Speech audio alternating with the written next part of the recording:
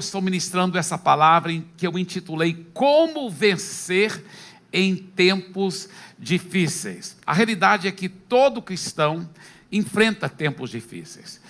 Todo líder cristão, todo pastor passa por tribulações, isso é um fato. Jesus mesmo disse, no mundo tereis tribulações. Muitas vezes existe uma propaganda enganosa, que passa a impressão que se você entregar a vida para Jesus, você não vai ter mais problemas. Não é verdade. Jesus disse, no mundo tereis tribulações, mas Jesus não parou aí. Ele disse, mas tende bom ânimo, porque eu já venci o mundo. Então Deus quer que você possa vencer nos tempos difíceis. Qual o segredo? Ele fala, essa é a vitória que vence o mundo, a nossa fé. Então é importante aprender esses segredos que hoje quero compartilhar com você. Eu quero compartilhar 4 princípios bíblicos de como vencer em tempos difíceis. Agora, talvez você esteja passando agora mesmo um tempo difícil, mas mesmo que não esteja, é importante você estar preparado, porque mais cedo ou mais tarde todo mundo enfrenta tempos difíceis. E a realidade é que nós somos ensinados muitas vezes pelos nossos pais, pelos nossos professores, de como alcançar o sucesso, como alcançar o objetivo, mas muitas vezes ninguém foi preparado para saber o que fazer diante de uma tragédia, da morte de alguém, de um câncer, de um acidente horrível. A pessoa simplesmente não foi preparada para saber o que fazer. E muitas vezes ela desmonta por dentro, ela entra em trepeção, às vezes até comete suicídio, porque ela nunca foi ensinada. Esses 4 princípios devem ser a sua primeira reação quando você enfrenta qualquer tempo difícil. A primeira desses 4 princípios é esse aqui, olha, não acuse a Deus, não acuse a Deus, é a nossa tendência, é acusar a Deus. Por quê? Porque nós somos ensinados por tantos anos pela religião, bem intencionada, mas errada, que tudo que acontece é do jeito que Deus mais quer que aconteça. Então um caminhão passou por cima da cabeça de uma criança. O que os líderes religiosos muitas vezes falavam para os pais? Se conforme com a vontade de Deus, né? Alguém pegou um câncer, é Deus que está querendo te ensinar uma coisa. Isso é mentira, gente. Isso é mentira. Me responda uma coisa, você colocaria câncer no seu filho para ensinar ele alguma lição? É óbvio que não. Eu fico indignado. Eu conheço a Deus, eu conheço bem Ele, e eu tenho certeza que Ele não é assim. Eu sei como Ele é. Ele jamais vai colocar câncer nas pessoas, fazer acidente, esmagar. Não, mas a religião tem ensinado, não, tudo o que acontece é do jeito que Deus quer que aconteça. Não, Deus não quer que muitos divórcios horríveis, estupros, guerras, coisas horríveis estejam acontecendo. Estão acontecendo essas coisas fora da vontade de Deus. Mas pastor, por que se Deus é todo poderoso? Por que Ele deixa acontecer? Porque Deus não quer robôs o seguindo. Quando Ele criou o ser humano, Ele o criou com o livre-arbítrio. Então se o ser humano virar as costas para Deus, que todos nós já fizemos, a Bíblia fala que todos nós já pecamos e carecemos da glória de Deus, e quando vira as costas para Deus, o que acontece? Ele abre a porta para o maligno. A Bíblia fala, não deis lugar ao maligno. Mas todo ser humano já fez isso. Por isso que a Bíblia fala, o mundo jaz no maligno. O maligno que traz essas coisas horríveis sobre o ser humano. É o maligno. É o maligno. O próprio Jesus disse em João capítulo 10, versículo 10. É o ladrão, o diabo, que vem para roubar, para matar, para destruir. Não culpe a Deus, não acuse a Deus dessas coisas. Ele disse, eu vim para que tenham vida, e vida em abundância. Olha esse texto em Tiago, capítulo 1, versículo 13, ele diz, olha só, ele diz o seguinte, ninguém ao ser tentado, diga, sou tentado por Deus. Essa palavra tentado, também é traduzida do grego, atribulado ou provado. Então ninguém ao ser atribulado ou provado, diga, sou tentado, atribulado ou provado por Deus. Porque Deus não pode ser tentado, atribulado ou provado pelo mal. E Ele mesmo a ninguém tenta, atribula ou prova com o mal. Deus prova com o bem, nós vamos ver daqui um pouco. Ele prova com o bem, mas com o mal não. Não vos enganeis, meus amados irmãos, toda boa dádiva e todo dom perfeito são lá do alto, descendo do Pai das luzes, em quem não pode existir variação ou sombra de mudança. 3 João versículo 2, ele fala assim: amado, acima de tudo desejo a sua prosperidade e saúde, assim como é próspera a sua alma. Quando a sua alma é próspera, cheia de Jesus, Deus, as outras coisas vêm de reboque. Agora, interessante, Atos 10:38 fala sobre como Jesus operava. Por quê? Você quer saber como que é Deus e o que Deus quer para os seres humanos? É só estudar bem a vida de Jesus. É só estudar bem a vida de Jesus. A Bíblia fala que Jesus era o retrato perfeito do Pai, o reflexo perfeito do Pai aqui na terra. Você quer saber como é a vontade de Deus? É só estudar a vida de Jesus. Você viu Jesus alguma vez causando uma tempestade para ensinar as pessoas alguma coisa? Não. Não, você vê Jesus acalmando a tempestade, repreendendo a tempestade. Você vê um Jesus alguma vez colocando doença nas pessoas? Não, muito pelo contrário, ele sempre curava as pessoas. Você vê alguma vez algum doente chegando para Jesus para ser curado, ele dizendo: não, dessa vez não é a minha vontade de te curar, eu quero te ensinar algo, então não vou te curar. Foi isso que ele fez? Você nunca vê isso. Ele vez após vez falava a mesma coisa: vinde a mim todos que estão cansados e sobrecarregados, e eu vos aliviarei. Agora, é interessante nós entendermos o seguinte: quando nós rejeitamos, né, a Deus e os princípios dele, então nós viramos as costas para Deus, nós quebramos os princípios. A Bíblia fala: não deis lugar ao diabo, e muitas vezes nós, pela nossa própria desobediência, abrimos portas para o maligno nos oprimir. Outra vez não foi nenhum pecado que a pessoa cometeu em si necessariamente, mas é porque ela vive num mundo decaído. Desde que Adão e Eva desobedeceram a Deus, o mundo ficou decaído, cheio de bactérias, cheio de tudo que não presta, porque o mundo jaz no maligno. Não era assim no jardim do Éden, antes da queda. Mas olha o que Atos 10:38 diz, ele fala assim, olha esse versículo, é fenomenal. Ele diz: como Deus ungiu a Jesus de Nazaré com o Espírito Santo e poder, o qual andava por toda parte, fazendo o bem e curando a todos os oprimidos do diabo. Então, quando Jesus esteve aqui na terra, ele curava todos, e esses todos eram o quê? Oprimidos, direto ou indiretamente, do diabo. E eles não mudaram de papel. A Bíblia fala em Hebreus 13:8, Jesus Cristo é o mesmo ontem, hoje, eternamente, para sempre. Ele sempre será esse mesmo. Ele quer curar todos, e o maligno ainda quer oprimir todos. A Bíblia fala: resistir o maligno, ele fugirá de você. Então, isso é o que a palavra de Deus nos ensina. Agora, olha esse versículo aqui, Jeremias 29:11. Porque sou eu que conheço os planos que tenho para vocês. É como se ele estivesse falando: não acredite nos outros, acredite no que eu estou falando. São planos de fazê-los prosperar e não de lhes causar dano, planos de dar-lhes esperança e um futuro. Agora, por que o maligno quer tanto que você acuse a Deus? Porque se você achar que foi Deus que trouxe aquela tragédia, ou que permitiu a tragédia, qual é a nossa tendência? É ficar magoado com Deus. Magoado com Deus. Poxa, por que Deus fez isso? E quando você fica magoado com Deus, no mundo espiritual, sabe o que você faz? Você se afasta dele. E você acaba se afastando do único que tem a solução para o seu problema. Por isso que o maligno quer que você fique magoado com ele. Quer que você acuse a ele. Então, a primeira coisa que você tem que colocar na sua cabeça é o seguinte: ao enfrentar qualquer tragédia, qualquer tempestade, qualquer tempo difícil, você vai dizer: Deus não é culpado. Deus é bom, Deus é maravilhoso, Ele me ama, Ele só quer o melhor. Eu não vou acusar Deus. Acusa o diabo, acusa o mundo decaído, acusa suas próprias falhas, acusa a sogra. Não, a sogra não. Não acusa a sogra. Mas acusa qualquer... Mas não vai acusar Deus, amém, queridos? Não acuse a Deus. Agora, esse é o primeiro segredo, tá? Deve ser nossa reação imediata ao enfrentar qualquer tribulação, não acusar a Deus. Segundo, aprenda com os tratamentos de Deus. Você fala: mas você não acabou de falar que não foi Deus? Não foi. Então, como que é para mim aprender com os tratamentos de Deus? Isso é profundo, mas eu vou explicar. Veja esse versículo, Romanos 8, 28, ele diz o seguinte: sabemos que Deus age em todas as coisas para o bem daqueles que o amam, dos que foram chamados de acordo com o seu propósito. O que ele está dizendo?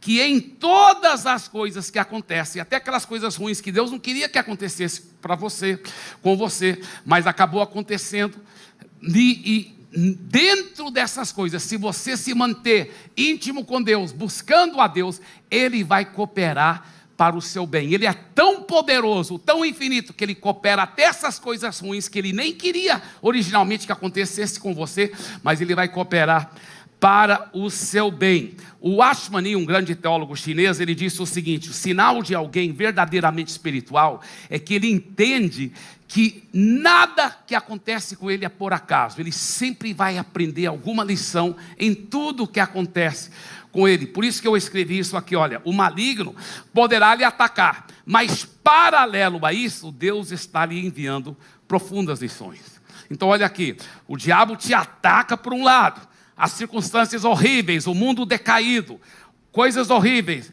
Deus, paralelo a isso, está te ensinando lições profundas. Então, a segunda coisa que eu estou enfatizando aqui: aprenda com os tratamentos de Deus. Toda vez que você enfrentar qualquer dificuldade, primeira reação: não vou acusar Deus, sei que Deus não é o culpado. Segundo, vou aprender: Deus, o que o Senhor quer me ensinar nisso aqui? Às vezes Deus vai falar: você abriu uma brecha, você não perdoou fulano, você ficou com amargura no coração, isso deu lugar para o diabo trazer essas tragédias na sua vida. Deus me perdoe, eu vou perdoar, eu vou atrás, vou pedir perdão, eu vou fechar essa brecha. Ou talvez Deus vai falar para você: não, você não fez nada errado, você não abriu brecha, simplesmente o diabo está te atacando e é guerra espiritual, meu filho. Você tem que resistir ao diabo e ele vai fugir de você, e você vai virar um leão e falar: sai, capeta, da minha vida, da minha família, não aceito em nome de Jesus. Enfim, você tem que estar ouvindo o que Deus está te falando, porque paralelo a tudo que acontece, Deus está lhe enviando profundas lições. Por isso que eu também escrevi isso aqui, olha: tudo poderá ser pedagógico se você for sensível para discernir a lição. Deus ama tanto você que Ele não desperdiça nenhuma oportunidade de lhe ensinar. Não é forte? Terceiro, esse aqui é muito, muito, muito importante: fique longe de toda murmuração. Isso aqui é mais importante do que você imagina para você alcançar o seu milagre. Êxodo 15, 20 a 21 diz: a profetisa Miriam, irmã de Arão, tomou um tamborim, e todas as mulheres saíram atrás dela com tamborins e com danças. E Miriam lhes respondia: cantai ao Senhor, porque gloriosamente triunfou e precipitou no mar o cavalo e seu cavaleiro. Deixa eu te falar o contexto dessa história aqui, muito interessante. O povo de Israel havia sido escravizado 400 anos no Egito, e Deus o libertou com mão forte. O mar vermelho abriu, eles passaram por terra seca. Agora, Faraó simboliza o diabo, o Egito simboliza o mundo, o mar vermelho simboliza o sangue de Jesus. E assim como nós fomos lavados pelo sangue de Jesus e salvos, tá? E libertos do diabo e do mundo, assim o povo de Israel também passaram pelo mar vermelho. O mesmo mar vermelho que o salvou afogou os exércitos de Faraó. O mesmo sangue de Jesus que te salva também derrota todos os demônios. Aleluia. Agora, o que eles fizeram? A profetisa Miriam pegou o tamborim e começou a dançar, começaram a fazer festa. Isso é correto para o povo de Deus fazer? Corretíssimo, nós devemos fazer. Ontem mesmo eu estava num condomínio aí maravilhoso, aonde estava um life group, estava tendo uma grande festa, estavam dançando, cantando e tendo um churrasco também muito delicioso.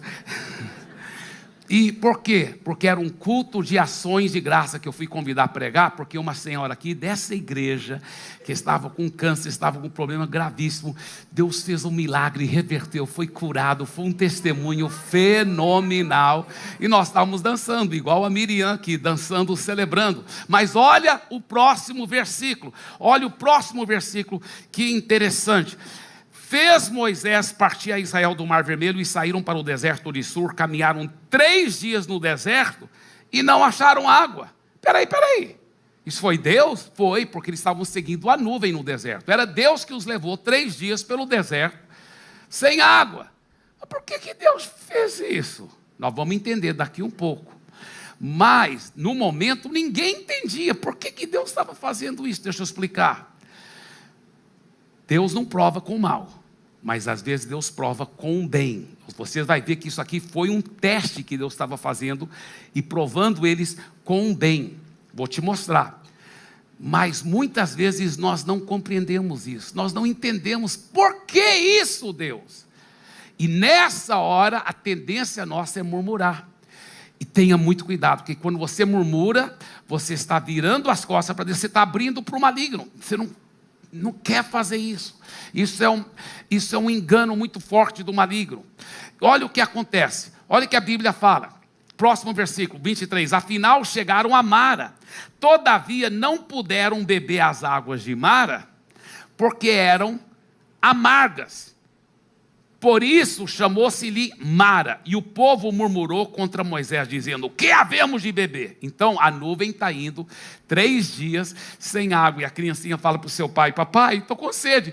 Meu filho, já até o 3º dia sem água, e aqui a água dentro do odre, né, que era a garrafa feita de pele de animais, ele falou: está quase acabando, aguenta só mais um pouquinho, meu filho, porque está acabando nossa água.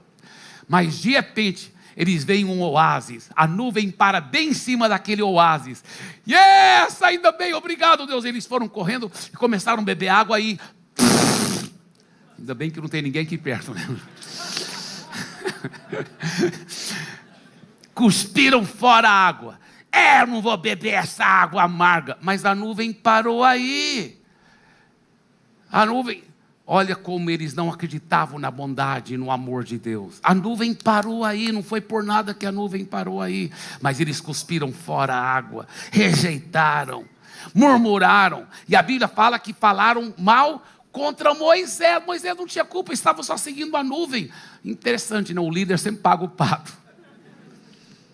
Falaram mal contra Moisés, murmurando, tendo atitude horrível contra Deus. Agora olha os próximos versículos.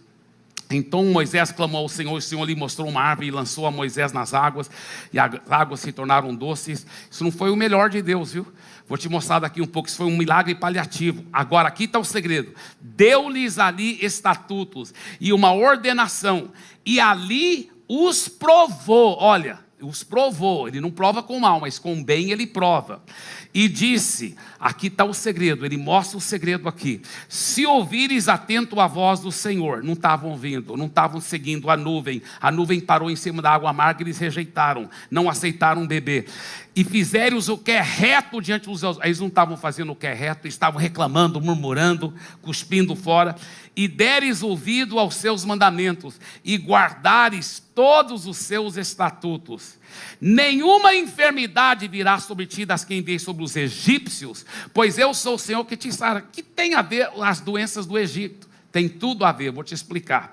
O povo de Israel antes moravam aonde? No Egito, à beira do rio Nilo. E tanto eles como os egípcios bebiam a água do rio Nilo, que estava, e até hoje está, cheio de parasitas e causava doenças intestinais, doenças no estômago e enfermidades. Então, eles haviam saído do Egito, mas o Egito ainda não havia saído de dentro deles. E Deus os levou para beber essa água amarga, porque essa água amarga, inclusive esse lugar Mara, quando eu levo pessoas para o Egito e para Israel, eu sempre vou lá em Mara, já fui lá muitas vezes, e eu amo ir para lá. Por quê? Porque esse lugar existe até hoje, e o efeito daquela árvore que milagrosamente causou a água ficar doce, depois o efeito passou, e a água é super amarga lá mesmo. Só que os cientistas já fizeram análise dessa água, ela é 100% potável. Ela é muito boa para beber. Por que ela é tão amarga? Porque ela está cheia de remédio. Ela está cheia de minerais medicinais. Um dos minerais que ela tem é dolomita. Outro é magnésio. Dolomita ajuda em muitas áreas da saúde, inclusive para regular as batidas do coração para quem vai caminhar muito tempo no deserto. O magnésio é muito bom para curar de doenças intestinais e do estômago. E Deus estava levando eles para tomar um remédio, por isso que a nuvem parou lá em cima. Não precisava ser um cientista para entender isso. Deus queria que eles bebessem essa água. Escuta bem, olha só que coisa interessante. Por isso que Deus provocou a sede. 3 dias sem água. Por quê? Porque até as crianças eram para tomar esse remédio. Era para todo mundo estar com sede. Então vamos tomar o remédio agora. Então esses 3 dias sem água era para o bem deles. Era para poderes melhor aproveitar o remédio. Mas o que fizeram?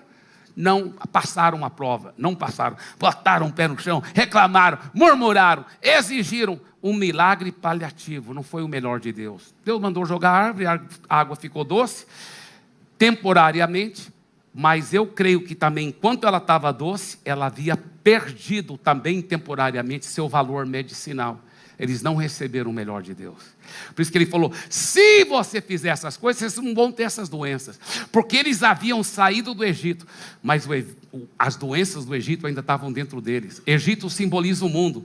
Quantos cristãos já saíram do mundo, já nasceram de novo, mas o mundo ainda está dentro deles. Eles ainda têm atitudes, resquícios do mundo, atitudes avarentas, atitudes egoístas, atitude de brigar, de discutir em casa, de falta de amor. O mundo ainda está lá dentro e Deus está querendo te curar. E Deus vai te dar o quê? Água amarga, é remédio. Às vezes esse remédio vem na forma de alguém com muito amor e carinho te dando um conselho que você não gosta. Tenha cuidado para você não cuspir fora a água amarga. Às vezes, viu, jovem? Às vezes é seu pai, sua mãe que está te falando algo por seu bem. Mas, não, ele nem é cristão, não vou nem aceitar. Não cuspa fora a água amarga. Seus pais, Deus está querendo usar os seus pais para te dar um remédio. Se toque, seja mais quebrantado, seja mais humilde. Viu, marido, viu, esposa? Muitas vezes é o seu cônjuge que fala, amor, Deus está te dando água amarga. Talvez é o líder do Life Group dizendo, irmão querido, não haja assim.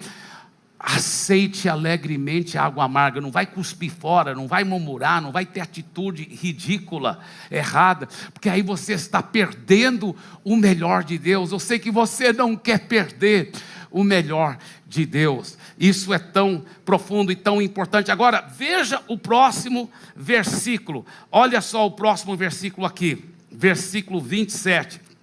Então chegaram a Elim, onde havia 12 fontes de água e 70 palmeiras, e se acamparam junto das águas. Olha só, depois que eles fizeram toda essa murmuração, e reclamaram, e Deus virou água doce, aí a nuvem sobe. Uai, nós não vamos acampar aqui? Não.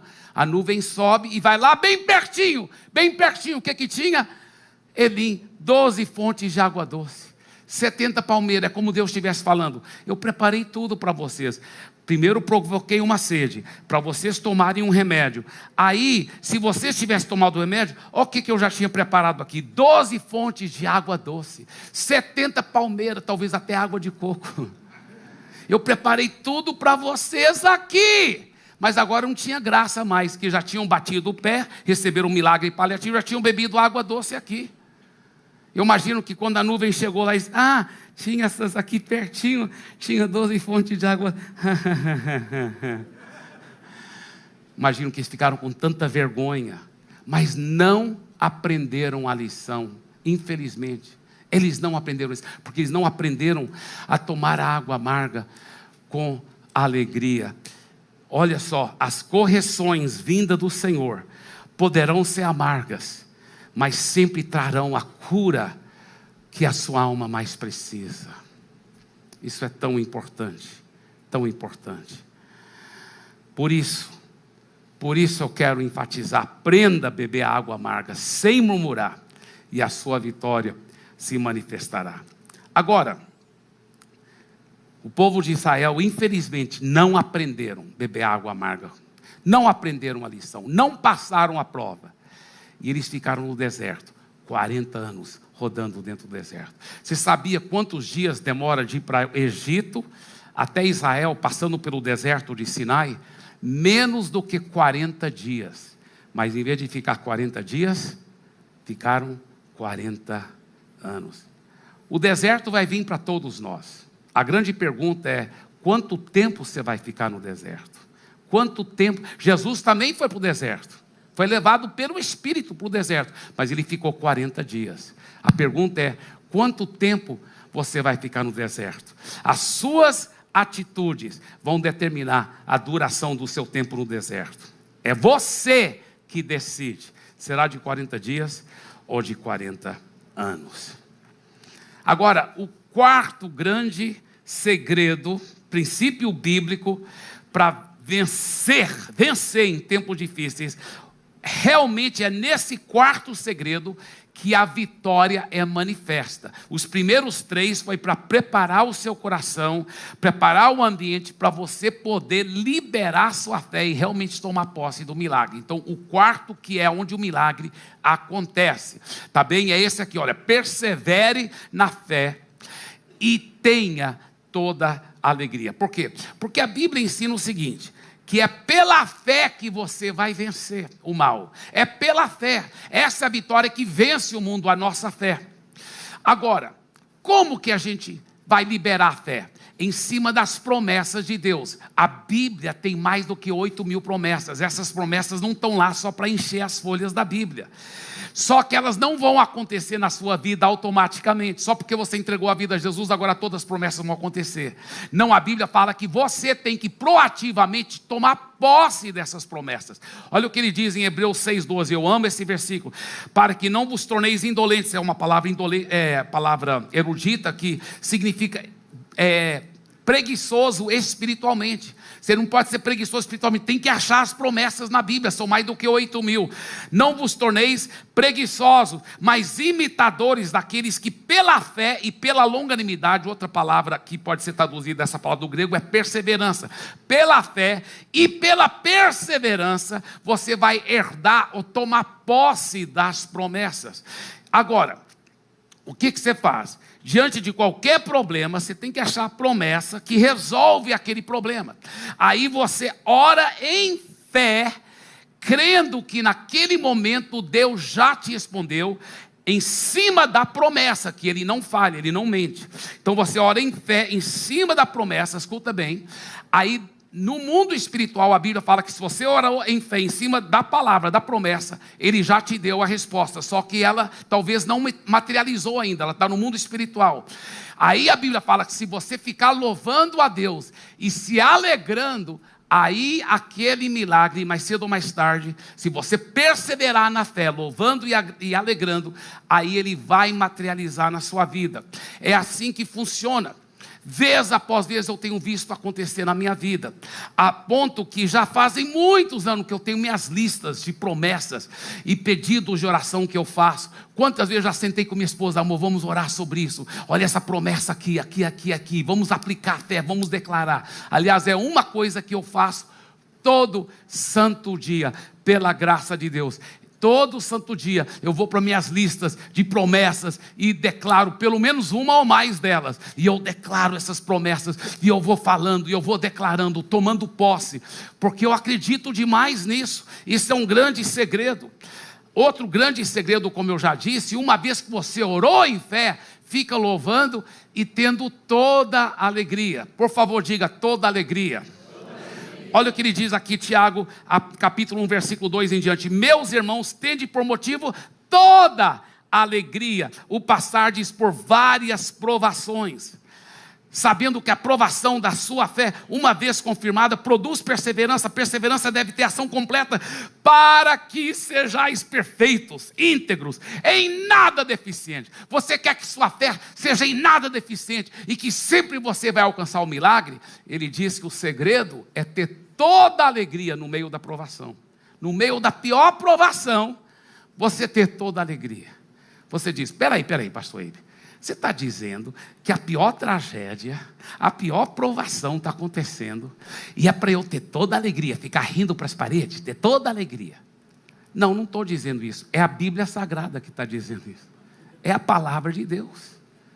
Agora, isso é um segredo. O povo do mundo não dá conta de fazer isso. Só se você estiver agindo no sobrenatural. No sobrenatural. Deixa eu contar uma experiência que eu tive. Quando eu comecei a pastorear a igreja lá em Santarém, eu tinha uns 22 anos de idade, solteiro, e eu pisei muito na bola. Aliás, ainda tenho tanto para aprender. Mas naquela época eu tinha mais ainda para aprender. Eu falhava tanto, mas Deus teve misericórdia, porque minha motivação era pura. Eu queria ganhar vidas e cuidar bem delas. Eu queria que a igreja crescesse, não para ficar famoso, mas para ganhar vidas, para cuidar bem delas. E Deus, na sua misericórdia, depois de muito sofrimento, muita oração, muito jejum, muitas falhas, mas Deus, na sua misericórdia, começou a crescer a igreja. E a igreja foi crescendo.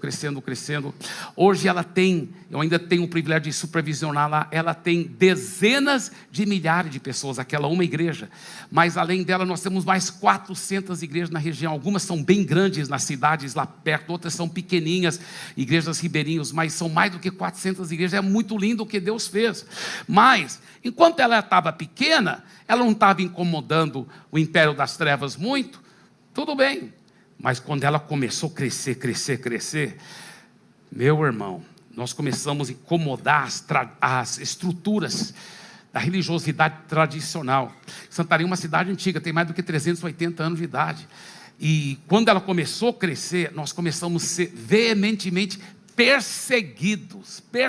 E a gente ficava amando, perdoando, falando bem, vamos em frente. Mas um dia, eu nunca vou esquecer, alguém deixou um jornal lá em casa. Leia isso. Aí, tá, tchau, obrigado. Aí eu peguei o jornal, eu estava ainda em pé na sala, lendo, vi meu nome. Aí eu não acreditei. O jornal, não era um jornal principal da cidade, mas um dos jornais da cidade, falando horrores sobre mim, mentiras, o meu nome, mentindo sobre mim, e eu lendo aquilo, eu fiquei com uma tentação tão grande de entrar numa depressão. Por quê? Eu pensei, meu Deus, eu estou aqui dando minha vida, meu sangue, minha juventude, aqui no meio da Amazônia, amando, cuidando de vidas, dando tudo que eu tenho, e assim que eu sou retribuído, mentindo sobre mim. Sabe, eu senti tão horrível.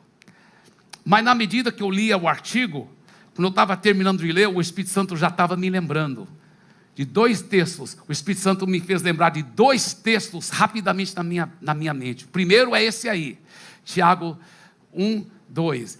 Tende por motivo toda alegria ao passar de provações. Toda alegria. Eu não estava com vontade de ter toda alegria. Eu estava com vontade de chorar. Estava com vontade de falar, puxa, é assim que eu sou receber e tal. Mas a Bíblia que falava, para ter toda a alegria. Aí o outro texto que eu lembrei era aquele lá do Sermão do Monte, onde Jesus disse assim: quando mentindo falarem todo o mal sobre vós, alegrai-vos naquele dia. Alegrai-vos e pulai de alegria, porque assim falaram mal dos profetas que vieram antes de vós. E eu falei, uau, é isso. Na mesma hora eu terminei de ler o artigo, o Espírito Santo já tinha me falado desses 2. Eu peguei o jornal, lembro que tinha um balcão bem longe assim, eu joguei o jornal em cima do balcão, e eu vou obedecer a Deus. Comecei a pular e dançar e rir. Obrigado, Senhor, aleluia, aleluia. Obrigado pelo privilégio de sofrer perseguição pelo teu nome, aleluia. Eu estava com vontade de fazer isso? Não. Mas pelo Espírito Santo você pode fluir no sobrenatural. E aí eu levei o assunto para a igreja, mandei a igreja toda dançar comigo, aleluia. É verdade. E a igreja toda dançou comigo, nós nos alegramos. Depois, nós já tínhamos um canal de televisão em Santarém. Eu peguei o diretor do canal de televisão, que é um irmão da nossa igreja, e nossa televisão, a televisão da igreja, Canal 7, TV Amazônia. E eu levei ele para falar com o dono do jornal. Porque a gente poderia ter massacrado aquele jornalzinho com a nossa televisão. Mas não fui fazer isso. Temos que retribuir com amor. Nós fomos falar com ele. Falar, por que você fez isso? É uma mentira. Ele falou, não, eu nem soube que colocaram isso aí. Não me perdoe e tal. Legal. E fizemos a paz e andamos em amor. E Deus foi revertendo a situação naquela cidade. E tudo mudou. A igreja ficou explodindo em crescimento. Crescendo. Depois eu mudei com uma equipe grande para Fortaleza. Eu lembro uma das primeiras vezes que eu voltei para Santarém. eu fiquei tão constrangido com o amor, com o carinho que eu fui recebido. Lá no aeroporto mesmo, o prefeito me viu de longe. Meu pastor, ele não era da nossa igreja não, mas meu pastor, o que o senhor está fazendo? Que o senhor só fica cada vez mais jovem. Me fale o nome desse chá que você está tomando. Eu falei, quer saber mesmo, senhor prefeito? Ele falou, quero. Eu falei, o nome do chá é Jesus. E aí eu falei de Jesus para ele. E a Rede Globo, local, regional lá, veio entrevistar. E todo mundo falando e com carinho. Eu fui com os amigos na churrascaria. E aí, quando nós fomos pagar a conta, falaram, não, pastor, não paga aqui não. Eu fui pagar o estacionamento do carro, a dona do estacionamento, não paga. E eu, uau, que amor, que carinho. Fiquei até hoje é assim quando eu vou para Santarém. Fico constrangido com o amor e o carinho. Mas porque Deus reverteu a situação. Eu sempre volto e lembro quando alegra com toda alegria. Sabe? É nos momentos mais difíceis se você liberar a fé e se alegrar. Nos momentos mais difíceis. Esse é um grande segredo. Eu lembro de uma outra vez, isso aqui ainda mais atrás, quando a igreja era bem pequena ainda. E eu e minha esposa eram recém-casados, nós fizemos a lista das promessas. Lista de coisas que a gente estava aplicando fé para receber. A primeira coisa, porque tanto a família dela como a minha já era convertida, mas nós tínhamos ainda alguns parentes que não haviam convertido. Então a conversão do fulano, da fulana, e aí as promessas aqui na Bíblia. Aí nós fizemos no caderno, assim, é muito legal. Um dia desse eu achei esse caderno velho, foi muito legal. Aí outro pedido de oração, para o crescimento da igreja, para ganhar mais vidas para Jesus. E aí as promessas sobre o crescimento da igreja. Aí sobre nossas finanças, porque os primeiros 10 anos que eu trabalhei como pastor lá em Santarém, eu não recebia um centavo da igreja. Eu vivia da minha herança e de ofertas que amigos dos Estados Unidos enviavam para mim. Por mais do que 10 anos, trabalhei sem receber nada, só amando, dando minha vida. Então, eu estava recém-casado, nós ainda não recebíamos nada da igreja, e nós colocamos lá também para Deus suprir e receber tanto pela fé, e colocamos lá as promessas. Aí eu falei para minha esposa, amor, eu tenho orado, eu sinto que Deus também quer nos dar um carro novo, porque eu tinha um Gol velho, e aquele Gol estava ocupando muito meu tempo na oficina mecânica.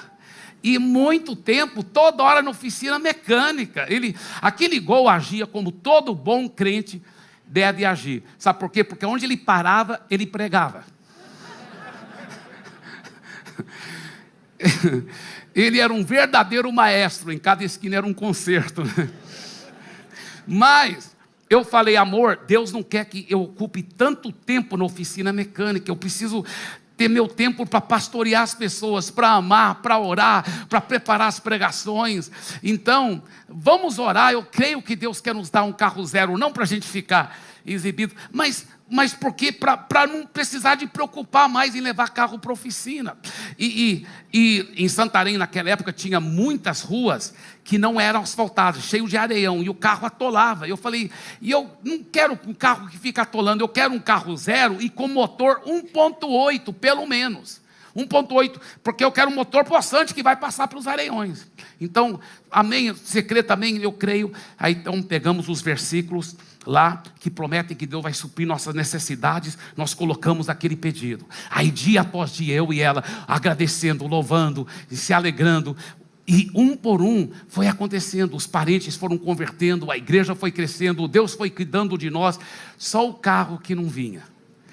E eu tinha combinado com ela, não vamos falar para ninguém, é entre eu, você e Deus, não fala para ninguém que nós estamos aplicando fé para esse carro, porque a nossa fonte é Deus, Deus que vai cuidar disso, não sei como, mas Ele vai cuidar. Então depois de muitos meses alegrando e agradecendo a Deus, eu pensei, eu acho que foi até o diabo que pôs esse pensamento, talvez a gente tenha que falar, né, para os irmãos saberem que a gente está aplicando fé. Aí eu não aceito essa mentira do diabo. Deus que é a nossa fonte, Ele vai cuidar disso. Vamos ficar só louvando, perseverando. Diga perseverando. Não é tão fácil, mas ficamos perseverando. Aí já tinha passado muitos meses. E um dia eu estava com a Andréia. Era mais ou menos 1h30 da tarde, aquele sol quente, a gente passando por um areião, acho que a gente foi fazer uma visita, e o carro engatou na areia e estancou o motor. Aí fui pegar, também não pegava o motor. E lá na frente tinha um asfalto pertinho. Eu falei, amor, você nem que tem que descer do carro, porque, olha, eu vou colocar ele em ponto morto aqui, eu seguro a mão no volante, eu vou empurrar o carro lá para o asfalto, aí eu dou um empurrão, eu pulo para dentro do carro e solto a embreagem. Já fiz isso muitas vezes, funciona. Realmente, eu já era craque nesse negócio. Aí eu falei, você nem tem que descer do carro. Então, eu coloquei minha mão no volante lá, fui empurrar o carro, e por causa da areia, ele estava grudando na areia, ele quase não mexia. Eu falei, apesar dos músculos grandes, eu falei, amor, eu vou precisar da sua ajuda, me perdoe. Ela é muito espiritual. Ela falou, claro, amor. Ela desceu do carro e foi empurrar. Só que eu empurrava daqui, ela empurrava dali, e ele ainda quase não estava mexendo. Eu falei, amor, nós vamos ter que sincronizar nossos empurrões, tá? Quando eu gritar 1, 2, 3, você empurra, tá? Tá tudo bem. Ela estava lá atrás, e eu aqui com a mão no volante empurrando aqui. 1, 2, 3. Aí ele estava quase saindo. Aí ele voltava. Quase, amor, quase. Eu vou lá. 1, 2, 3. 1, 2, 3, eu não sei quantos 1, 2, 3, mas foram muitos, que eu fiquei gritando. E quando eu estava gritando 1, 2, 3, o diabo começou a jogar mentira. Ele falou, olha esse estado, você está colocando a sua esposa nesse sol cáustico. Realmente, o sol da Amazônia, 1h30 da tarde, na Amazônia, não sei se você já viu lá na Amazônia, você soa, você pode estar debaixo de uma árvore na sombra, você está derretendo. Imagina no sol, numa areia quente, né? Eu até costumo dizer, lá no norte é até mais fácil ganhar vidas para Jesus, porque a gente fala assim, o inferno é mais quente ainda. Aí todo mundo, então quero aceitar Jesus.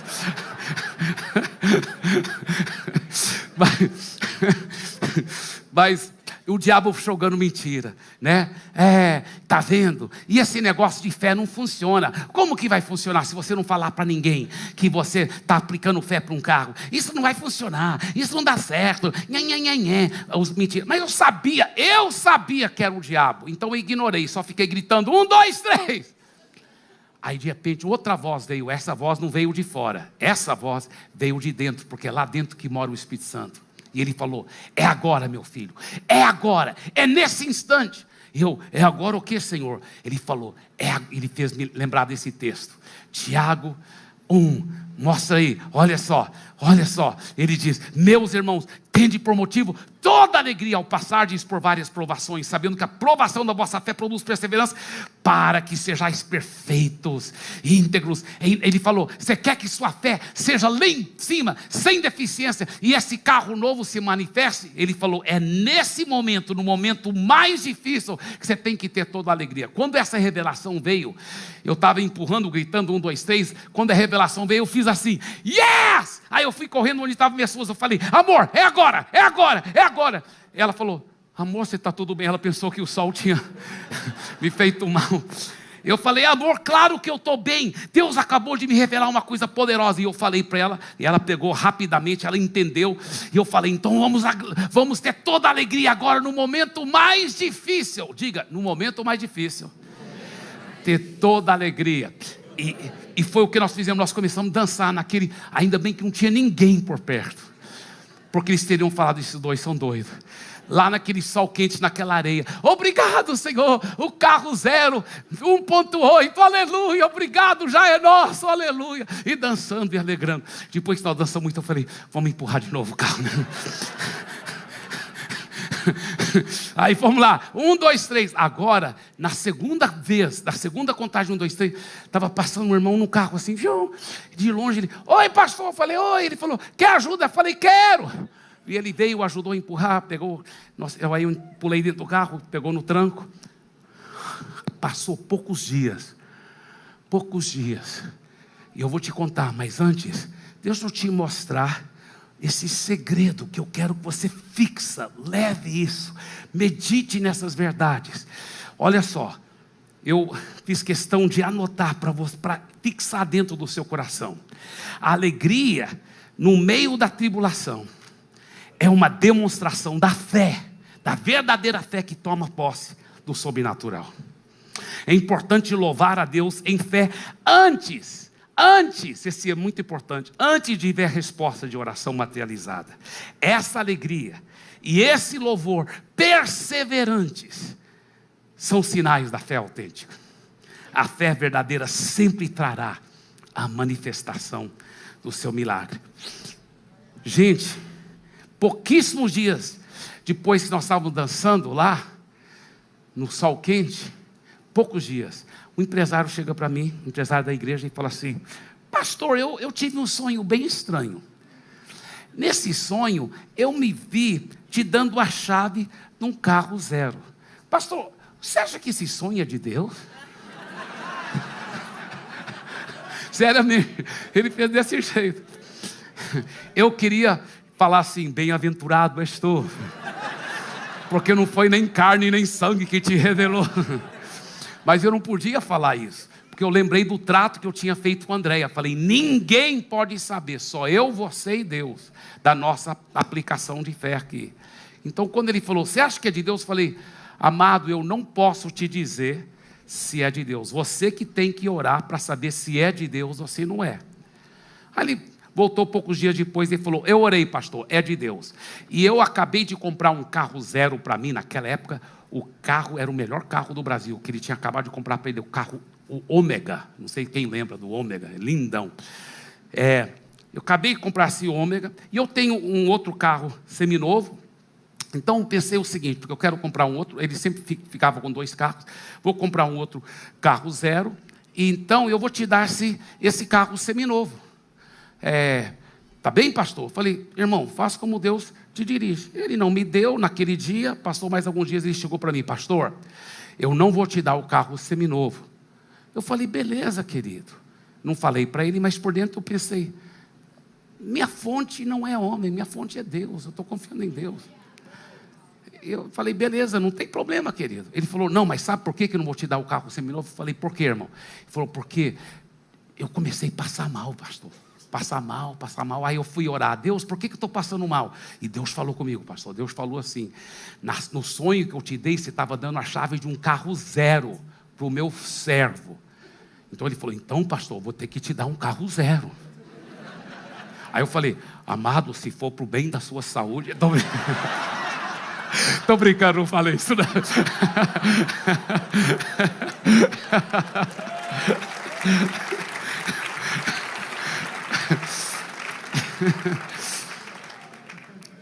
Mas, seriamente, eles me levaram lá para a concessionária de carro. Sabe aqueles carros que ficam no vidro? Eles falaram: nós estamos pensando nesse aí. E era um carro zero. Ele não sabia de nada da minha oração. Nada. Sabe qual o tamanho do motor do carro? 1.8. E eu lembro que eles abriram um dos painéis do vidro, colocaram rampa, e eu entrei lá dentro do aquário do vidro. E eu desci a rampa com o carro zero. E uma alegria tão grande. Não era, Deus sabe, não era por causa do carro zero principalmente. Isso era uma bênção, isso é bom. Mas não era o principal. A alegria que surgiu no meu coração, porque eu falei: ninguém vai me falar que a fé na palavra de Deus não vai funcionar, porque ela funciona poderosamente. Ela funciona para a sua vida, para a sua família, para as suas finanças, para o seu futuro. A fé na palavra de Deus é poderosa. Você recebe isso? Dê para Jesus uma forte salva de palmas.